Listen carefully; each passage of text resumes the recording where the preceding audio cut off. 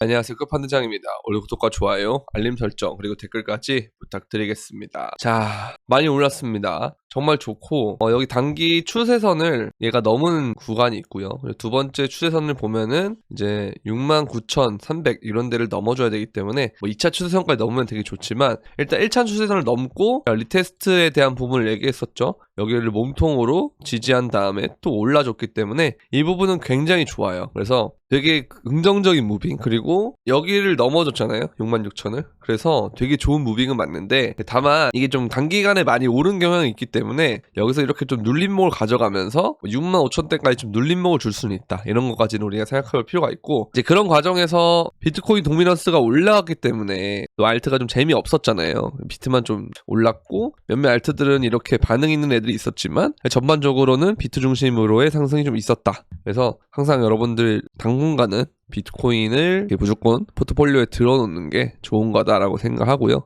나중에 알트장이 안 온다가 아니에요. 알트장이 오는데 다만 좀 시간이 걸릴 뿐이다 라는 생각이 들고, 항상 이게 2020년의 과정과 좀 비슷하다고 생각이 드는 게 2020년에도 이렇게 쭉 올라가다가 2021년에 1월 4일인가부터 고점을 찍고 갑자기 이렇게 떨어지면서 알트장이 시작이 됐단 말이에요. 그래서 그런 식의 움직임이 또 될 수가 있다, 이런 생각이 들 수가 있고, 아니면 작년처럼 된다라고 하면은 10월 20일이나 이때부터 알트가 간다는 건데, 그게 정확하게 어떤 게 될지 모르기 때문에 우리가 알트를 사더라도 비트는 항상 큰 물량으로 보여주는 게 좋다라는 말씀을 드리고 싶고, 자, 미국 대선이 지금 보면은 19일 앞으로 다가왔단 말이에요. 근데 이 퍼센트가 거의 완전 뒤집혔습니다. 왜 그러냐면 미국은 이제 선거구 제도에 선거인단을 뽑는 제도인데, 그러니까 이제 전체적인 득표율이 중요한 게 아니고요. 그 득표율이 중요한 게 아니고 경합주를 누가 많이 가져간, 이게 가장 중요해요. 근데 경합주로 손꼽히는 주가 있는데 거기 어디냐면 네바다 주가 있고요,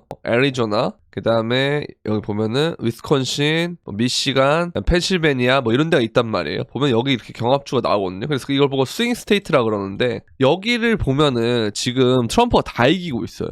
그래서 전체적인 득표율이 만약에 해리스가 높더라도 이러한 경합주에서 다 트럼프가 가져가면 굉장히 좋은 상황이거든요. 그리고 이번 선거는 또 중요한 게 뭐냐면 이 실리콘밸리나 뉴욕이나 이런 데서 세금을 너무 많이 떼서 민주당 우세하는 주죠. 그래서 주세를 많이 떼가지고 부자들이 텍사스라든지 아니면 이제 플로리다에 있는 마이애미라든지 이런 데 넘어온 애들이 많아요. 그래서 이 자리가 한 자리씩 늘어났단 말이에요, 옛날보다. 그래서 공화당이 좀 유리할 수 있는 그런 구도가 되는데, 그 중에서도 경합주를 트럼프가 다 가져오고 있으니까 이러한 확률이 되는 거예요, 지금. 그래서 제가 여러분들한테 결국 트럼프가 될 가능성이 높지 않겠냐라는 말을 계속 드렸고, 그리고 설사 해리스가 된다고 해도 그래도 상관은 없지만 트럼프가 되면 더 좋다, 그리고 트럼프가 될 가능성이 높다, 이렇게 얘기했던 게, 우리나라 언론은 보면은 다 무슨 지지율이 어떻고 그런 것만 계속 조명을 하는데, 미국은 그러니까 우리나라 대통령을 뽑는 것처럼 그냥 전체 득표율을 따지는 것이 아니고, 아까 말씀드린 것처럼 각자의 주별로 투표를 해서 이긴 주마다 이 선거인단을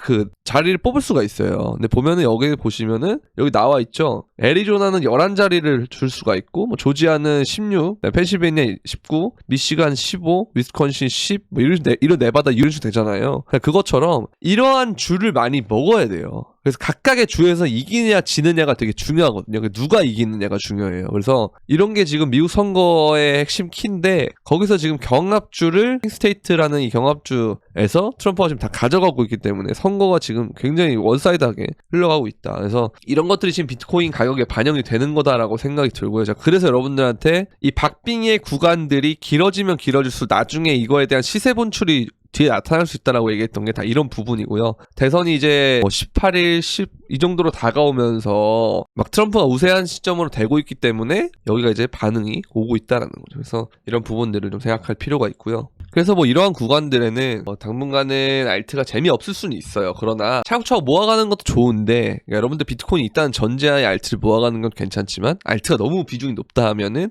비트코인을 계속, 제가 정말 많이 말씀드리는데, 한국인들은 특히 비트코인을 많이 사지 않습니다. 근데 비트코인이 본격적으로 급등하는 시기는요, 도미넌스가 급등하는 시기는 이 신고점을 뚫고 랠리를 할 때 요 라인이 가장 도미넌스가 많이 올라요. 그래서 그 구간을 겪은 다음에 그 다음에 알트가 점점 이제 좋아질 건데요. 그러니까 이 구간이 아직 안 왔기 때문에 제가 지금부터 계속 비트코인에 대한 얘기를 계속 드리는 건데 여기서도 마찬가지예요. 얘가 지금 여기를 뚫을 때부터 2020년에도 이 구간이 도미넌스가 많이 올랐던 구간이거든요. 그래서 이런 부분들을 잘 생각해 볼 필요가 있고 그 다음에 이제 비트코인의 사이클을 보면 이 몸통을 기준으로 했을 때 주요 추세선을 이제 깼다, 돌파를 했다 이렇게 나오는데 굉장히 일리가 있고요. 그리고 또 마찬가지로 보면은 이제 이런 걸 브레이크아웃을 했다 이런 얘기를 많이 나오고 있고 그리고 다시 비트코인에 대한 수요가 나타나고 있다 하는데 그러니까 원래 수요가 나타나면 이런 식으로 좀 올라가는 차트가 돼주는 경향이 많은데 이때는 좀 달랐던 게 기존 고래들이 좀 많이 팔았던 경향이 있기 때문에 그래서 이때 신규 수요가 있었지만 기존 고래들이 때려 눕혔던 그런 경향이 있지만 이제 다시 수요가 되고 있기 때문에 이거는 이제 기존 고래들의 물량을 다 받고 그걸 넘어서 수요가 발생을 하고 있는 거라 좀 괜찮지 않을까라는 생각이 들고 있고 그리고 마찬가지로 RSI 툴다운 재집중 구역이다라고 얘기를 하는데 요때 이후로 이제 2017년에 들어서면서 가격이 이렇게 이제 오르는 상황이 되잖아요. 마찬가지로 지금도 요게 구간이 생기고 이렇게 올라가는 구간이 된다라고 보시면 되고 그 다음에 제가 한 가지 더 말씀드리는 게 사이클이 2017년 사이클이 될 수도 있고 뭐 2021년이 될 수도 있고 한데 여태까지 사이클에서 한 번도 없었던 건 뭐냐면 우리가 반감기 이전에 신고점을 찍은 게 처음이긴 했잖아요. 근데 또 재밌는 건 뭐냐면 요때가 3월 11일인데 이게 보면 이제 3월 9일이에요. 그래서 요 기준으로 봤을 때 우리가 10월 달까지 생각을 해보면 이렇게 횡보를 하고 있단 말이죠. 마찬가지로 얘도 이러한 횡보를 하고 있기 때문에 결국 우리가 생각할 수 있는 게 뭐냐 신고점을 먼저 찍은 건 처음이었지만 결국 우리가 알트가 어느 정도 무너지는 것도 경험을 했고 그다음 비트코인 자체로 봤을 때는 이러한 힙소를 빼면은 전반적으로 이렇게 횡보를 했던 경우가 맞고 여기도 마찬가지로 횡보고 그러면 이런 부분을 우리가 생각해 봤을 때 결국 사이클상으로 갈 자리는 간다라는 생각을 해볼 수가 있어요. 그러면 결국 비트코인 도미넌스는 올라야 되고 첫 번째 두 번째로 알트장도 올 것이다 결국은 그런 생각을 해볼 수가 있겠죠. 그죠? 그러면 지금은 우리는 비트코인에 집중하는 것이 맞는 거고 그 다음에 대알트장이 올 가능성이 높다. 그런 얘기를 할 필요가 있겠죠. 그리고 이 기간에서의 횡보가 끝나면 그때부터 고각 상승이 나올 수 있다는 거. 요거 우리가 생각을 해봐야 됩니다. 마찬가지 여기도 되는 거죠. 그래서 선비트, 후 알트 이렇게 보시면 될 것 같아요. 아시겠죠? 그래서 이런 부분들 생각해 볼 필요가 있고 자 그리고 이제 아까의 내용과 되게 비슷한 건데 비트코인이 지금 이렇게 이제 매도 물량이 이렇게 있었지만 이게 다시 좁혀졌다라고 하는 건 다시 이제 이 매도벽을 다 무력화했다는 거예요. 매수벽이. 그래서 굉장히 좋은 신호다라고 볼 수가 있고 그 다음에 이제 이걸 보면은 이 구간을 뚫었기 때문에 지금 5천 구간인데 지금 67,000대니까 이걸 뚫었잖아요. 그래서 그 다음에 굉장히 긍정적인 상황이 펼쳐질 가능성이 높다라고 보고 또 마찬가지로 MACD도 이제 골드크로스가 나오기 직전이다라고 볼 수가 있다라는 거죠.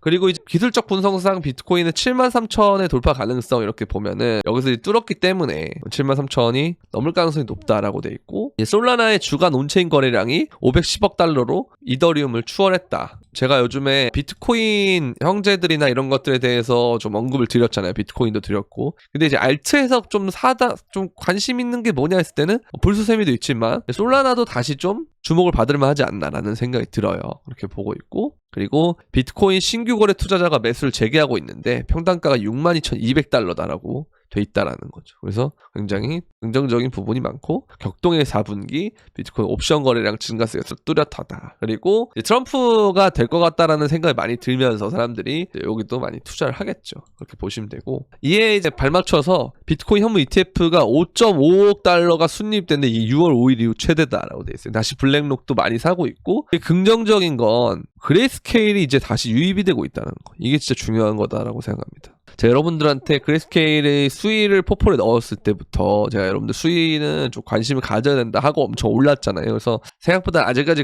그레이스케일의 저력이 있기 때문에 얘네들이 다시 사고 있다라는 건 진짜 긍정적인 신호가 아닌가라는 생각이 들고 그 다음에 1년 동안 스테이블코인의 시총이 560억 달러가 증가했다. 엄청나게 유동성이 나오고 있다는 거예요. 그래서 미국 연방준비제도 유동성 확대 정책 추진 이전에 스테이블코인 공급량이 늘어나는 건 다수 알트코인에게 생명줄이 될 수 있다. 나중에 이게 또 유동성 확대가 되면 더 좋아지겠죠. 그래서 이게 되게 좋은 거다라고 볼 수 있고, 비트코인이 기간과 고래수의 영향에 따라서 강세장이 올 거다, 이렇게 보시면 됩니다. 그래서 채굴자와 거래소를 제외한 고래 비트코인 보유량은 67만 비트코인으로 증가했다. 지난 1년 동안 고래의 비트코인 보유량은 지속적으로 증가했으며 현재 이 365 이동평균선을 상회하고 있다. 4분기는 항상 좋았어요. 그래서 옥토버를 지나고 더 좋은 구간으로 오지 않을까라는 생각하면서 그렇게 보고 있습니다. 아시겠죠? 자, 그리고 여러분들 영상을 보시다가도 좀 애매하고 그럴 수도 있잖아요. 그런 분들은 이제 멤버십에 오시면 되는데요. 멤버십 보시면 아시다시피 피스톤 네트워크 같은 애들처럼 뭐 진입가, 목표가, 손절가 이런 것들 다 제공해드리고, 그 다음에 뭐 더그래프 같은 것도 있고요. 그리고 이제 제가 비트코인에 대한 얘기를 계속 강조를 하고 있어요. 비트는 좀비인가 이러면서. 이럴 때가 제일 힘들어요. 왜냐면 비트를 들고 있으면은 뭔가 팔고 싶어지고 알트를 바꾸고 싶어지고 그런 상황들이 많아지잖아요. 근데 그럴 때만 제가 멘탈을 잡아드리면서 하고 있으니까 이런 것들이 도움이 될 것 같다 생각하시는 분들은 멤버십에 가입을 해주시면 되는데요. 여기 보시면 10월 달에 제가 비트코인에 대한 얘기를 했고 지금 9천만 원이 넘었죠. 그래서 비트코인도 이런 구간에 매수를 시켰기 때문에 멤버십은 비트코인을 많이 들고 있다, 이렇게 보시면 되고, 이제 이런 것들을 이제 좀 도움을 받고 싶다 하시는 분들은 구독 버튼 옆에 있는 가입 버튼을 통해서 가입을 해주시고 유튜브 커뮤니티 들어오시면 멤버십 커뮤니티 브리핑방, 소통방 링크가 있기 때문에 들어오시고, 들어오실 때 여러분들 클럽 닉네임과 동일하게 해서 들어와 주시면 되겠습니다. 도움이 되셨다면 구독과 좋아요, 알림 설정, 그리고 댓글까지 부탁드리면서 그럼 안녕.